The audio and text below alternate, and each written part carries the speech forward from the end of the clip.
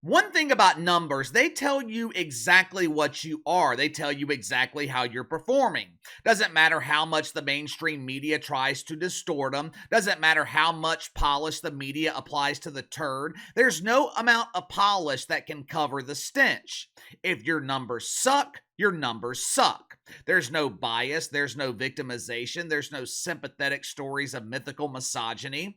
To borrow a quote from Bill Parcells and slightly tweak it just a bit, you are exactly what your numbers say you are.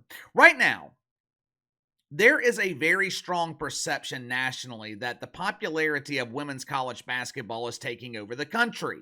Well, Casey, didn't you contribute to this perception the other day when you said women's basketball has never been this popular? Yeah, I said that. Women's college basketball has never been this mainstream, but I also attributed this success to their two-star players, Katie Rue Clark and Angel Reese. Ratings for LSU South Carolina dominated the NBA last Thursday night. If you listen to the mainstream media, arenas across the country are selling out. Thousands of people are paying thousands of dollars for tickets to see something they have never seen before. Women who play basketball professionally. And before you say, what about the WNBA? No one considers the WNBA to be professional basketball. Hell, most people don't consider the WNBA at all because they don't know it still exists. Believe it or not, I actually spoke with a WNBA dump diver earlier this morning. Yesterday afternoon, we emptied out the attic and took a lot of the junk out to the street. Our garbage is collected on Mondays and Thursdays, and one of the dump divers responsible for collecting our trash asked if they could have the set of chairs that we were throwing away. Apparently, they are trying to replace the bucket seats with chairs in the WNBA dump, hoping that will increase their attendance. Instead of the sleep-deprived laying across buckets during WNBA games to catch a nap, they can now lay across padded chairs. Being the good Samaritan that I am, I gladly donated my used chairs to the dump. But anyway, if you listen to the mainstream media, you would believe that women's college basketball is taking over the country. Packed arenas, record-setting ratings on television, fans paying thousands of dollars for tickets, sold-out games. But this is another example of the mainstream media giving us a partial truth. As we get closer to March, the media, they will be serving plenty of shit sandwiches in terms of the supposed popularity of women's college basketball. When the real truth is, outside of Caitlin Clark, Angel Reese, and maybe one or two other teams like UConn and South Carolina, the rest of women's college basketball has continued their long tradition of huge embarrassing failure. The genesis of this particular story, it started last Thursday by someone named Chase Parham. Chase works for the website Rivals, where he specifically covers the Ole Miss Rebels. Well, KC, you can't say the R word, that is racist! Well, what the hell am I supposed to call them? That's what they go by. Am I supposed to call them the Ole Miss insurrectionist? Last Thursday, Chase shared the athletic financials at Ole Miss for 2023. Check it out for yourself. Now, as you can see, Chase is not pushing a narrative here. He isn't furthering the reality that women's college basketball remains unpopular outside of a handful of programs. Chase simply tweeted the financials at Ole Miss. Basically, he was just doing his job. Now, I was surprised that baseball actually turned a profit while men's basketball lost over $3 million. Baseball is normally a guaranteed money loser at the college level. I was not surprised that men's basketball lost money. I mean, this is Mississippi we're talking about. I don't expect basketball to be popular in a state where the most popular athletic event is lawnmower racing. I also wasn't surprised to find out that women's college basketball was the biggest financial loser. Cost the state of Mississippi almost $9 million every year to keep this Titanic afloat, with over $1 million of that lost money going to their head coach, Coach Yo. And I am not making that name up. That's what she calls herself, Coach Yo. Not Yo Coach, Coach Yo. For some reason, the release of this public information ignited feelings of anger and outrage in Coach Yo. Last Thursday night, after their game against Well, after their game against another women's team that no one gives a shit about, Coach Yo spoke to the one or two members of the media responsible for covering the ladies at Ole Miss, and she unleashed an emotional 5-minute tirade where she chastised the community of Oxford, Mississippi. Watch for yourself. What I'm trying to get the Oxford community to do is to catch up, because the rest of the world has caught up on the fact that women's sports is legit and it's real.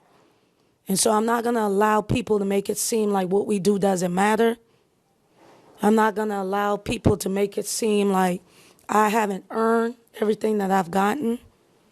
I'm not going to make it seem like our women are less than, because that is a false narrative out there. It should have been packed in here. So the Oxford community needs to catch on. The Ole Miss campus community needs to catch on. There have been 14, 16, 11, 10,000 people that have been at women's sports games, because our community needs to be better, man. And it's disappointing. And so I needed to say that, because I'm going to be the truth teller around here. Where do I even begin? Let's start with Coach Yo claiming, "I'm not going to let people insinuate that women's basketball doesn't matter." I understand her frustration. She's upset that the program at Ole Miss is treated like an afterthought. Hell, they're treated less than an afterthought because people aren't thinking about them to begin with. No insinuation is required. No false narrative is required to make people believe that women's basketball is not popular. No insinuation is required because it's a fact. Coach Yo led Ole Miss to the Sweet 16 last year. In terms of wins and losses, this program at Ole Miss is successful. They're not a dump. With the media claiming that women's college basketball is exploding in popularity, winning teams, they should be packing home arenas, right? Last Thursday night, guess how many people who possess the ability to breathe were inside the arena in Oxford, Mississippi? Just take a wild guess here, and I'll help you out. The arena in Oxford holds approximately 9,500 people for basketball. Now, don't waste your time guessing that this game was a sellout. All the attendance records at Ole Miss held by the men's team that lost over $3 million last season. Guess how many people watched Coach Yo and her ladies last Thursday night? KC, I bet there were 5,000 people at that game. Yeah, divide that number by 2, and you would still have to subtract another 50 to record their attendance. 2,450 people. The arena was filled to about 25% capacity. Now, in her defense, this is partially why Coach Yo unleashed her emotional tirade. She's tired of playing games in an empty gym. She's tired of not having people in the front row to return the airballed free throws. While I understand her frustration, I doubt you're going to sell out games by lecturing your own fan base. A couple of times in her soliloquy, Coach Yo claimed that Oxford is behind the times. You assholes need to get with the program. Women's college basketball is legitimate. When we're on the road, we are playing in front of 3,000 quiet fans. In one game, we even played in front of 3,500. You know, the state of Mississippi is often accused of being behind the times, but when it comes to women's college basketball, Mississippi, they are not behind the times. They pay the same amount of attention to women's college basketball as the rest of the country. Coach Yo claimed to be a truth teller. I'm about to give her some hard truths. The NCAA, they don't release attendance reports until after the season's over. Like I said earlier, the closer we get to March, and once we get into March, the mainstream media, they will continue running with the narrative that women's college basketball is exploding in popularity. When the truth is, it's just not.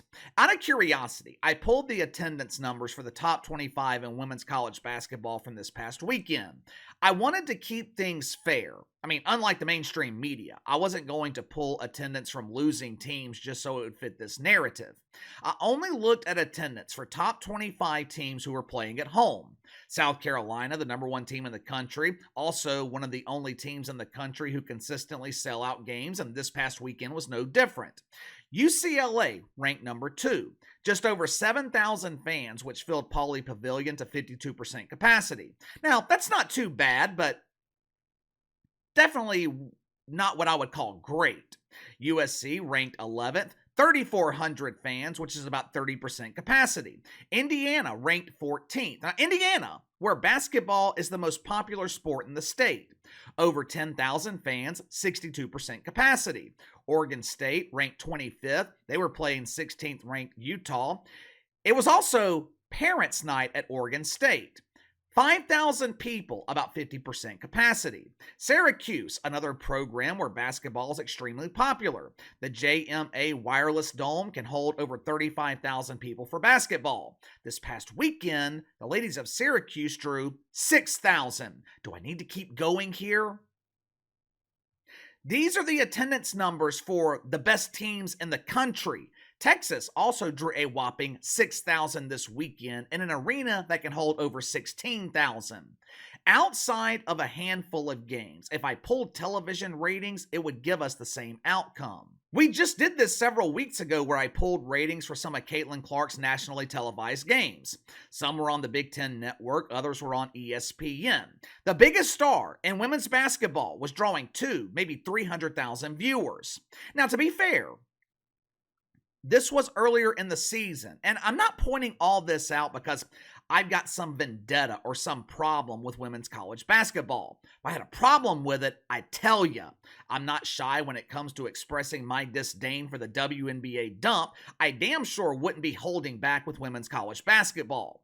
Like I said the other day, there's no denying the fact women's basketball is more popular now than ever before, but I also question whether or not they can maintain this level of popularity in the long term.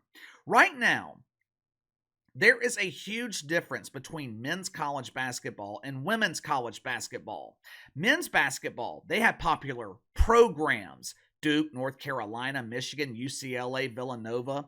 Players come and go, but the teams still draw because the program is the draw. For the most part, it's the complete opposite in women's college basketball. There's a couple of programs like that in women's basketball. South Carolina, UConn, they've been selling out games for years, but this surge in popularity in women's college basketball, it happened because of 2 star players. Eventually, Caitlin Clark, Angel Reese, they are going to be forced to graduate. What happens then? The popularity in women's basketball, this is a once-in-a-generation moment. We might not ever see this again. They stumbled across 2 transcendent stars at the same time. What happens when they're gone? 99% of those programs can't draw flies to a freshly baked turd. Women's college basketball is not popular. Caitlin Clark is popular. Angel Reese is popular. When they're gone, that mainstream popularity and appeal will be gone right along with them. But give me your thoughts. Coach Yo from Ole Miss unleashes an emotional tirade against her own fan base, chastises her own community for not supporting the team, claiming Mississippi is behind the times, when in reality, Mississippi is just like the other 49 states. They are not paying attention to women's college basketball. Is this surge in popularity sustainable? Is this the new norm for women's college basketball, or will they eventually return to their old reality?